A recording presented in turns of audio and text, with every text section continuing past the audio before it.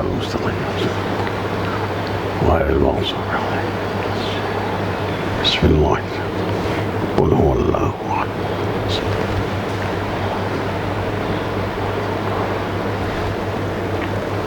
صل على محمد وآل محمد.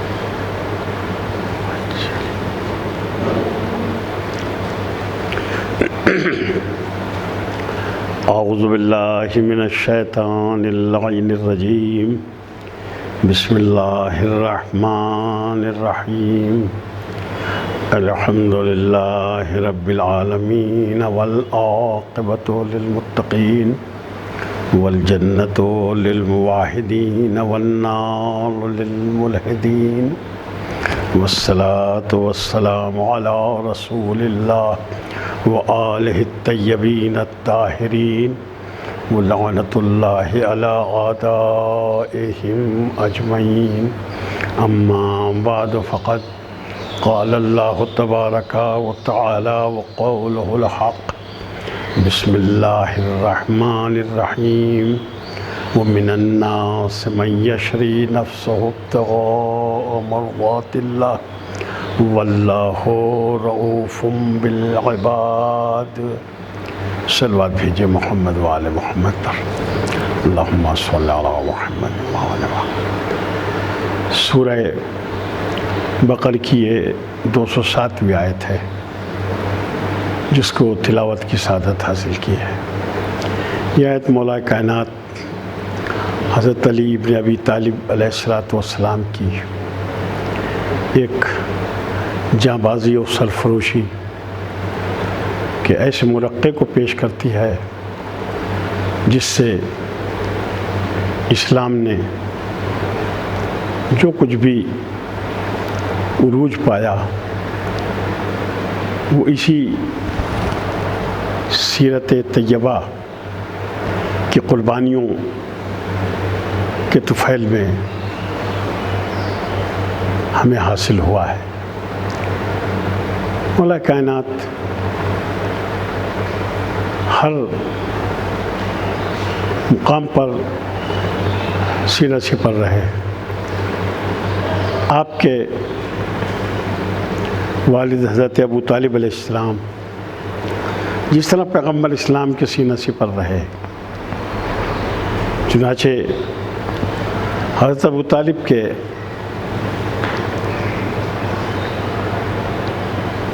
حضرت ابو طالب علیہ السلام کے بعد پتہ چلا کہ حضرت ابو طالب کی ہیبت اور جلالت کتنی عظیم المرتبت تھی. حضرت ابو طالب کے وصال کے بعد اب حضور اکرم کو مکہ میں 2 سال گزارنا بھی مشکل ہو گئے اور وہاں سے نبی کو ہجرت کرنا پڑی. جس طرح ہجرت سے پہلی زندگی میں حضرت ابو طالب کے نمایاں کارنامے دکھائی دیتے ہیں، اسی طرح ہجرت کے بعد مولا کائنات حضرت علی بن ابی طالب علیہ السلام کی عظیم المرتبت قربانیاں، جن میں سے ایک یہ قربانی ہے جس کا ذکر اس آیہ کریمہ میں ہے. وَمِنَ النَّاسِ مَن یشری نَفْسَهُ. لوگوں میں ایسے ہیں جو اپنے نفسوں کو راہ خدا میں فروخت کر ڈالتے ہیں، اور اللہ اپنے بندوں پر بڑا مہربان ہے. یہ آیت ہجرت کے موقع پر نازل ہوئی اور اس کے بعد بھی دوسرے مقامات پر بھی ایسی آیتیں ہیں جن سے پتہ چلتا ہے کہ یہ قربانی کتنی عظیم المرتبت تھی. ہوا یوں کہ کفار جب نبی اکرم صلی اللہ علیہ وآلہ وسلم کی تبلیغی سرگرمیوں سے عاجز آ گئے تو انہوں نے ایک پروگرام بنایا اور اس کے لیے وہ ایک مقام پر جمع ہوئے جس کا نام دارالندوہ تھا.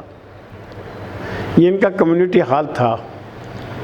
اس میں جمع ہو کر انہوں نے تدبیر کی، سوچا کہ اب ہمیں کیا کرنا چاہیے اور محمد صلی اللہ علیہ وآلہ وسلم سے کیسے ہمیں نمٹنا چاہیے. تو یہ وہاں جمع ہوئے. ابھی یہ سوچ ہی رہے تھے کہ ایک بہت ہی بوڑھا شخص لاٹھی کو ٹیکتا ہوا دروازے پر آ کر کھڑا ہو گیا. لوگوں نے دیکھا تو یوں تو وہ اجنبی سا تھا، لیکن اس کا لباس، اس کی وضاقتہ بالکل ان سے ملتی جلتی تھی. ظاہر ہے وہ شخص جو تھا اسے یہ پورا ایک حاصل ہے حربہ کہ وہ جہاں جاتا ہے، جس جگہ جاتا ہے، اسی طرح کے لباس اور وضاقتہ میں آ جاتا ہے. وہ وہاں آیا اور لگا کہ جیسے وہ عربوں کا ہمدرد ہے. آ کر کھڑا ہوا. لوگوں نے پوچھا کہ آپ کون ہیں؟ تو اس نے کہا کہ میں ایک نجد کا رہنے والا ہوں. اب یہ نجد کا نام اس نے کیوں لیا؟ کہیں اور کا بھی کہہ سکتا تھا. وہ نجد کا نام اس لیے لیا کہ اسے معلوم تھا کہ میرے سینگ وہابیت کی شکل میں نجد ہی سے برآمد ہوں گے. عبد الوہاب نجدی، جنہوں نے اس شیطان کے پروگرام کو آگے بڑھایا. تو لوگوں نے کہا کہ آپ وہاں کیوں کھڑے ہیں، ادھر آ جائیے. وہ چلا گیا. اسے اتنا سہارا بہت تھا. اس نے معلوم کیا کہ آپ کی پریشانیاں کیا ہیں. تو اس نے حضور کی طرف، لوگوں نے، آپ مقام ابراہیم پر موجود تھے، اشارہ کر کے کہا کہ ہماری ساری پریشانیوں کا سبب یہ جوان ہیں جو ادھر بیٹھے ہوئے ہیں. انہوں نے ہمارے اندر انتشار ڈالا ہے، افتراق ڈالا ہے، اور ہمارا ہر گھر میں ان کا افتراق پہنچ چکا ہے. لہذا ہم آج یہاں اس لیے جمع ہوئے ہیں کہ ہم ان سے فیصلہ کن مرحلہ انجام دیں. تو شیطان نے کہا کہ تم نے کیا سوچا ہے؟ جو انہوں نے سوچا تھا قرآن نے اس کو واضح کر دیا. انہوں نے جو سوچا تھا وہ یہ تھا کہ نبی تک بھی وہ وحی کی شکل میں پہنچ گیا. وہ زیم کرو بک الذین کفروا لیثبتوک او یقتلوک او یخرجوک. یہ سوچ رہے تھے. اللہ نے اپنے نبی کو وحی کے پیغام کے ذریعے یہ بات پہنچا دی کہ کفار کیا سوچ رہے ہیں تمہارے بارے میں. یمکرون و یمکر اللہ. وہ ابھی یہ تدبیریں کر ہی رہے تھے. واللہ خیر الماکرین. اللہ نے بھی بہترین تدبیر کی. اور وہ تدبیر انہوں نے کیا کی تھی اسے واضح کیا. یمکرون و یمکر اللہ. وہ اب یہ تدبیریں کر رہے تھے. اللہ نے بھی اپنی تدبیر کی. اللہ بہترین تدبیر کرنے والا ہے. اپنے نبی کو آگاہ کیا، میرے نبی یہ تمہارے بارے میں یہ ریشہ دوانیاں یا یاریوں اور مکاریوں کے جال بنا رہے ہیں، لہذا آج تمہیں یہاں سے ہجرت کر جانا ہے. تو شیطان ان سے معلوم کرتا ہے کہ تم نے کیا سوچا ہے اس سلسلے میں، ان سے کیسے آپ کو نمٹنا ہے.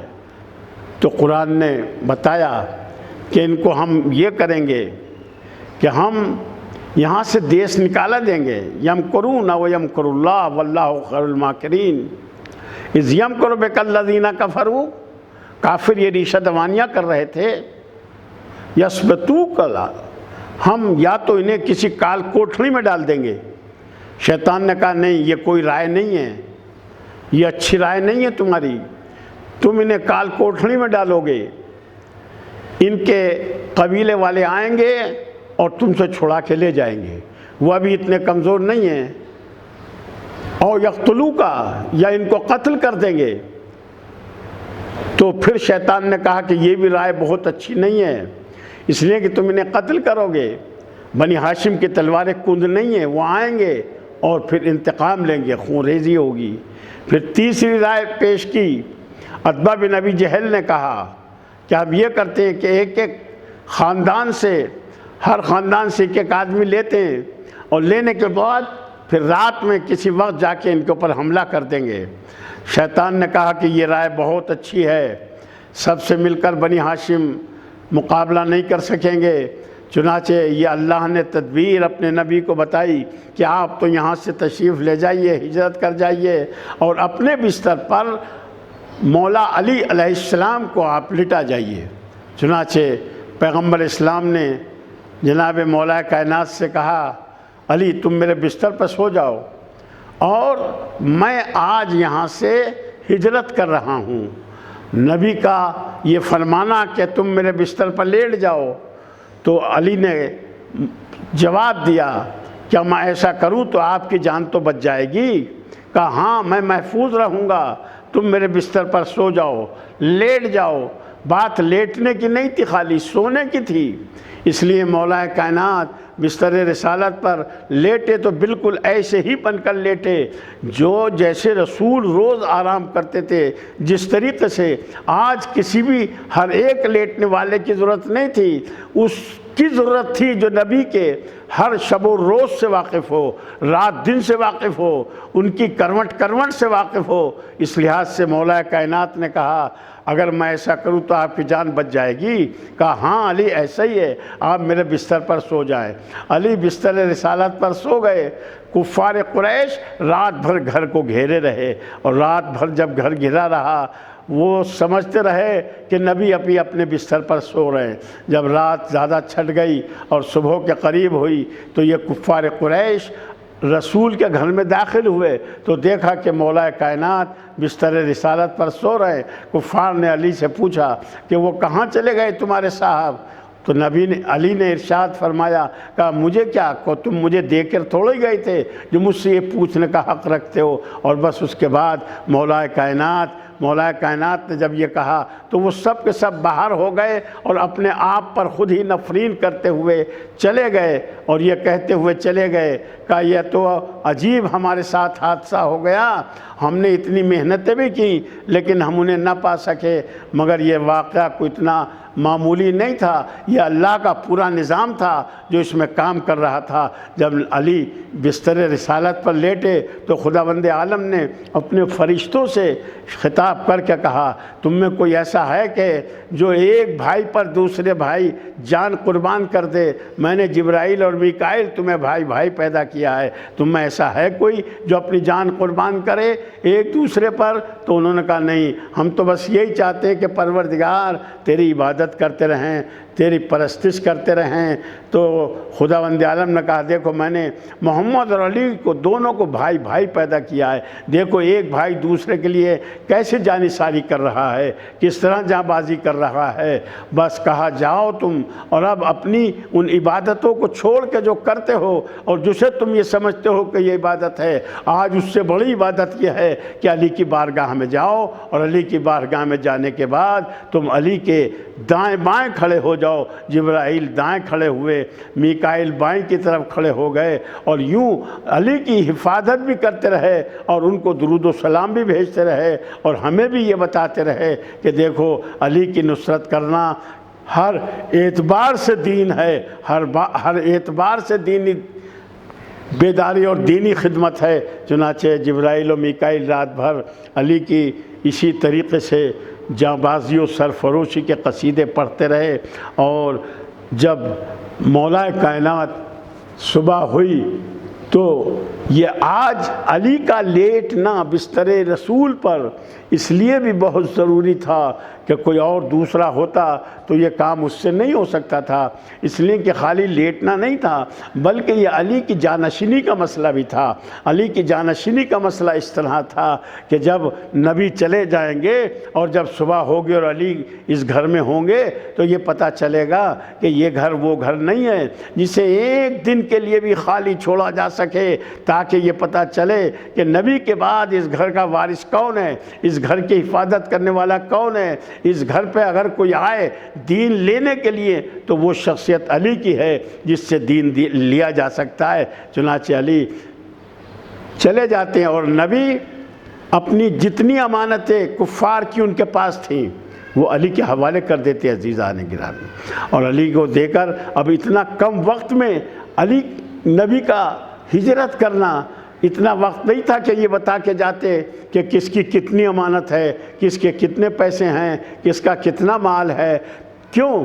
اس لیے وقت تنگ تھا، اس لیے مولائے کائنات کی وہ ذات تھی جو نبی کے ہر شب و روز اور ہر دن کے چھوٹے چھوٹے واقعات سے بھی ان کی واقف تھے۔ تو یہ کیسے ہو سکتا تھا جو علی نبی کے ہر وقت سے واقف ہو، وہ نبی کی زندگی کے ہر پہلو سے واقف تھا، جو لوگوں کی امانتیں پہچانتا ہے کہ نبی کے پاس لوگوں کی کیا کیا امانتیں ہیں۔ کیا وہ یہ بات نہیں جانتا کہ نبی کے اوپر اللہ کی کون کون سی امانت نازل ہونے والی ہے، کون کون سی امانت آنے والی ہے؟ اسی لیے علی نے فرمایا مجھ سے پوچھو جو پوچھنا چاہتے ہو، میں تمہیں بتاؤں گا کہ نبی کے اوپر کیا نازل ہوا، بر میں کون سا ہوا، بحر میں کون سا ہوا، پہاڑیوں پر کون سا حکم آیا، خدا کا کون سی آیت آئی، یہ مجھے معلوم ہے، مجھ سے معلوم کر سکتے ہو ہر بات۔ آج ایسے ہی شخص کی ضرورت تھی کہ جو اللہ کے ہر حکم کو جو نبی کے اوپر نازل ہو رہا تھا وہ پہنچائے، اور تاکہ نبی کے بعد اگر نبی کے دروازے پر کوئی آئے تو وہاں ایک شخص ایسا ضرور ملنا چاہیے جو نبی کے اوپر آنے والی پوری سیرت، پورے کردار، پورے اسلام سے واقف ہو۔ اس لیے مولا کائنات نے کہا مجھ سے پوچھو جو پوچھنا ہے میں تمہیں بتاؤں گا۔ صلوات بھیج دیں محمد و آل محمد پر۔ اللہم صلی علی محمد و آل محمد۔ نبی ہجرت فرما گئے اور علی کے ذمے جو ذمہ داریاں دی گئی تھی وہ امانتوں کے علاوہ وہ قافلہ بھی تھا جو ناموس کا قافلہ تھا، قافلہ فواتم، جس میں نبی کی بیٹی بھی تھیں، جناب حمزہ کی بیٹی تھی فاطمہ، جو فاطمہ تھیں اسی لیے اس کو قافلہ فواتم کہا گیا، اور نبی ان کے حوالے کر کے جاتے ہیں۔ آپ سوچ سکتے ہیں یہ کام ہر ایک کے حوالے نہیں کیا جا سکتا تھا، اس کو یہ کام اسی کے حوالے کیا جا سکتا تھا جو نبی کے گھر میں اسی طرح بالکل رہتا ہو جیسے خود نبی اپنے گھر میں رہتے تھے۔ علاوہ کون سا طریقہ اور کون سی بات تھی جو امت کو بتائی جاتی اور امت نہ جانتی ہو؟ میرے مولا علی علیہ السلام نے پوری زندگی اپنی نبی کے ساتھ اسی طرح انجام دی جیسے وہ ان کے دل کا ٹکڑا تھے، وہ ان کے عزیز نہیں بلکہ ان کا دل و جگر تھے۔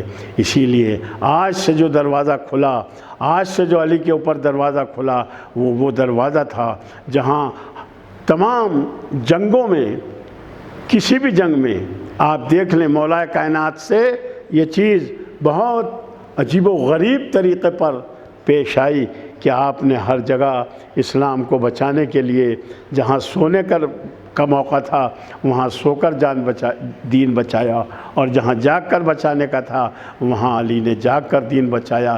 تمام جنگیں گواہ ہیں اس بات کی کہ جو علی کے ہاتھوں فتح ہوئیں، اور وہ اسلام کی فتح تھی جو علی کے ہاتھوں سے فتح ہوئی۔ اور یہ خالی مسئلہ علی کا نہیں ہے، یہ مسئلہ تمام علی کے بعد ان لوگوں کا ہے، ان حضرات کا ہے جن کو نبی چھوڑ کر گئے، اور علی جس دروازے کا پتہ بتا کر گئے تھے کہ میں جا رہا ہوں تو میرے بعد یہ دروازہ ہے، یہ گھر ہے جس پر علی ملیں گے، علی کے بعد ان کی اولاد ملے گی، فاطمہ، حسن، حسین علیہ السلام، یہ سب کے سب اسی دروازے کے اوپر ملیں گے۔ چنانچہ نبی نے اسی لیے کل بھی میں نے عرض کیا تھا اپنے بعد جس دروازے کو پہچنوایا وہ یہی دروازہ تھا۔ جب ہجرت کے بعد نبی آ گئے اور آپ نے ہجرت کے بعد جب ایک مسجد کو آتے ہی پہلا کام کیا کہ مسجد بنوائی۔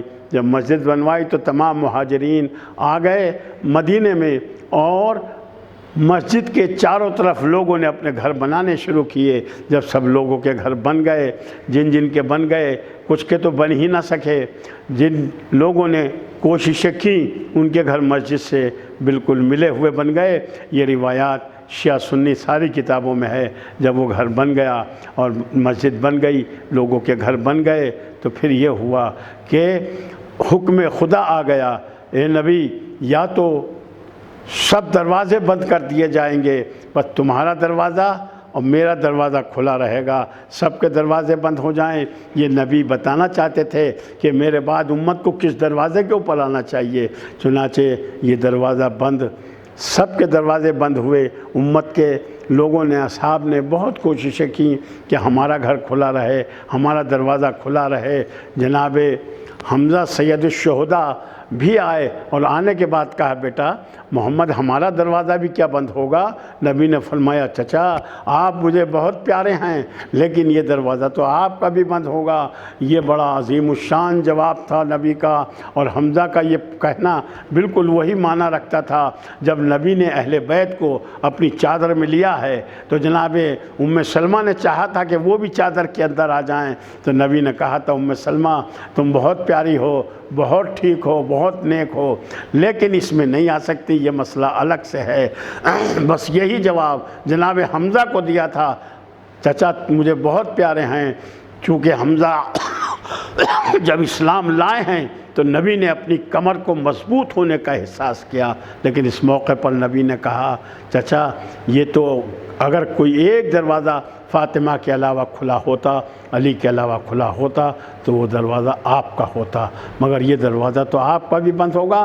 وہ یہ صرف فاطمہ کا دروازہ تھا جس پر نبی آتے تھے اور بتاتے تھے میرے بعد اگر تمہیں اسلام لینا ہے تو کہاں سے صاف ستھرا اسلام ملے گا۔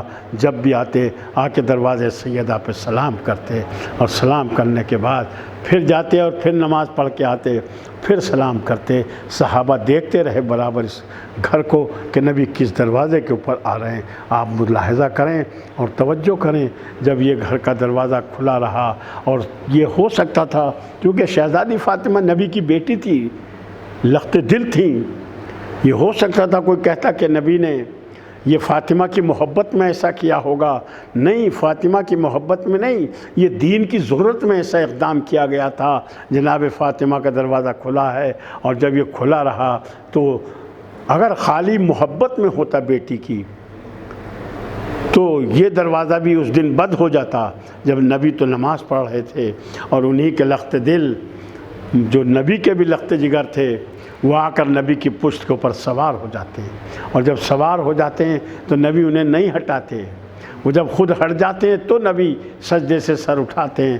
اور اگر یہ ایسا ہوتا کہ بس محبت میں ہوتا خالی اور اس کے پیچھے کوئی پیغام نہ ہوتا تو نبی اب یہ حکم دے دیتے کہ اس دروازے کو بھی بند کر دو، اس لیے کہ بچے آنے لگے، نماز میں خلل پڑنے لگا، صحابہ ادھر ادھر اٹھ کے دیکھتے ہیں کہ یہ بچہ کیوں ان کی پشت کے اوپر ہے، مگر ایسا نہیں ہو سکا۔ بچے آتے جاتے رہے اور نمازیں ہوتی رہیں، مسئلہ چلتا رہا۔ اگر یہ ایسا ہوتا تو اب یہ دروازہ بھی بند کر دیا جاتا، مگر نبی بتانا یہی چاہتے تھے جب اسلام پر ضرورت پڑے گی یہی دروازہ ہے جس سے اسلام کو حمایت ملے گی، اسلام کو عزت مل سکے گی، اسلام کو شہرت ملے گی۔ چنانچہ یہی ہوا۔ جب کربلا میں وقت پڑا اور یزید جیسا فاسق و فاجر اور بدنہاد انسان جو بنی امیہ کا گندا خون اہل بیت کے مقابلے پر آتا ہے، جس کو اسی لیے تیار کیا گیا تھا، اس کی رگوں میں ایسا ہی ایک گندا خون تھا، جب وہ مقابلے کے لیے آتا ہے تو اسی اسلام کو بچانے کے لیے اسی دروازے سے فاطمہ کا کنبہ نکلتا ہے، علی کا کنبہ نکلتا ہے، علی کے بچے نکلتے ہیں، اور وہ جا کے اسلام کو کربلا کے میدان میں بچاتے ہیں۔ اگر حسین نکل کے کربلا میں نہ آتے تو اسلام ختم ہو جاتا، مگر یہ کیسے ہو سکتا تھا؟ جن بچوں کی تربیت نبی نے، علی نے اسی انداز پر کی ہو کہ جب اسلام پر وقت پڑے گا تو تمہیں نکل کے آنا ہے۔ کئی موقع ایسے آئے ہیں، اب وقت ہو رہا ہے، میں اس لیے آپ سے گزارش کرتا ہوں کہ آج کے یہ کربلا کے بعد کے جو واقعات ہیں، جو کربلا کے بعد کی تاریخ ہے، اس میں جناب زینب کی قیادت میں یہ ایک بہت بڑا عظیم الشان، افراد کم ہیں لیکن قافلہ اتنا ہیبت ناک ہے کہ جدھر سے جاتے ہیں ادھر ہی یہ قافلہ اپنا تاثر چھوڑتا چلا جاتا ہے۔ چنانچہ بعد کربلا جب یہ قافلہ لٹ کر کوفے آیا اور کوفے کے راستوں سے گزر رہا تھا، اور کوفے کے راستوں سے گزرتے ہوئے لوگوں نے دیکھا، عورتوں نے، خواتین نے دیکھا جو اپنی چھتوں پر چڑھی ہوئی تھیں۔ ایک خاتون نے دیکھا کہ یہ قافلہ عجیب و غریب ہے، یہ بڑے باحیا لوگ ہیں، یہ تو کسی سے کچھ سوال ہی نہیں کرتے، یہ تو پانی کا سوال بھی نہیں کرتے، لباس کا سوال نہیں کرتے، یہ تو کچھ مانگتے ہی نہیں ہیں۔ دیکھا اسی اثنا میں ایک کوٹھے کے اوپر، ایک چھت کے اوپر ایک ایسی خاتون جس کا دل اہل بیت سے ملا ہوا تھا، محبت سے سرشار تھا۔ اس نے دیکھا کہ ایسے قیدی تو ہم نے کبھی نہیں دیکھے۔ وہ اتر کے اوپر سے نیچے آئی، پانی کا ایک جام لائی اور کچھ اور چیزیں لائی، اور اس نے لا کے جناب زینب کے آگے بڑھا کے کہا، بی بی اس بچی نے تم سے پانی مانگا مگر تم پانی نہ دے سکیں، میرا دل ٹوٹ گیا ہے، لو اس بچی کو پانی پلا دو، اس بچی کو پانی پلا دو، مگر میری چند دعائیں ہیں وہ اس سے پانی کے بعد کرا دینا۔ مگر میرے عزیزو یہ ہوا کہ جناب زینب نے اس کے جناب سکینہ کے ہاتھ پہ ہاتھ رکھا اور کہا، بیٹی ہم آل رسول ہیں، ہم نے ہمیشہ سائلوں کے سوال پورے کیے ہیں، خدا آپ حاضرین کے بھی سوال اور حاجتیں پوری فرمائے۔ کہا بیٹی ہم نے ہمیشہ سوال پورے کیے ہیں، لہذا تم پہلے اس کے لیے دعا کر دو۔ کہا کہ بی بی تیری کیا دعا ہے؟ کہا میری پہلی دعا تو یہ ہے کہ میرا والی و وارث پردیس گیا ہے وہ خیریت سے آ جائے، اور دوسری دعا یہ ہے کہ میں یہ چاہتی ہوں کہ میں علی و فاطمہ کی کنیزی میں رہتی تھی، جب سے وہ یہاں سے گئے ہیں واپس نہیں آئے، مگر میں نے جناب زینب سے کہا تھا کہ بی بی آپ جا رہے ہیں تو دعا کیجیے گا کہ ہم کبھی پھر آئیں۔ تو بی بی نے کہا تھا کہ ہم آئیں گے ام حبیبہ، ہم آئیں گے، اور اب تک نہیں آئے نہ میں وہاں تک جا سکی ہوں، دعا کیجئے کہ میں مدینے جاؤں۔ میں ایک مرتبہ جناب زینب نے کہا، بی بی کیا تو انہیں دیکھے گی تو پہچان لے گی؟ ارے وہ آئیں گے تو اس حال میں نہیں آئیں گے۔ میں ایک مرتبہ جناب زینب نے کہا، دیکھے گی تو پہچانے گی؟ کہا کیوں نہیں پہچانوں گی، میں نے تو ان کی خدمتیں کی ہیں، میں ان کی کنیزی میں رہی ہوں۔ جناب زینب نے چہرے سے بال ہٹائے اور بال ہٹا کے کہا، بی بی لے تو نے ہمیں کہاں پہچانا، ہم تو تیرے دیار میں کھڑے ہیں۔ بس زینب کو پہچان کے بے تاب ہو گئی، تڑپنے لگی، اور ایک مطلب تڑپتے ہوئے کہا، بی بی یہ کیا ہو گیا، کہاں نبی کا کنبہ اور کہاں یہ بازار کوفہ، بی بی یہ کیا ہوا، عباس کہاں چلے گئے؟ بس جب یہ کہا عباس کہاں چلے گئے تو جناب زینب نے کہا، بی بی اب عباس باقی نہیں ہے، نہ میرا حسین باقی ہے۔ وہ زمین پہ پچھاڑے کھانے لگی۔ الہی بحق الزہرا ابیہا و بعلہا و بنیہا، معبود ان آوازوں پر رحمت نازل کیجیے، انہیں کوئی غم نہ دیجیے علاوہ غم سید الشہداء، حجت آخر کا واسطہ، نبی آخر کا واسطہ، آخری کتاب کا واسطہ، آل محمد کی شہادت و سیادت و شرافتوں کا واسطہ۔ پروردگار ہمارے گناہوں کو معاف فرما، ہمارے بزرگ جو ہم سے جدا ہو گئے، انتقال ہو گیا ہے، ان کے قبروں میں چین سکون عنایت فرما، اہل بیت کی شفاعت نصیب کیجیے۔ الہی بحق الزہرا ابیہا و بعلہا۔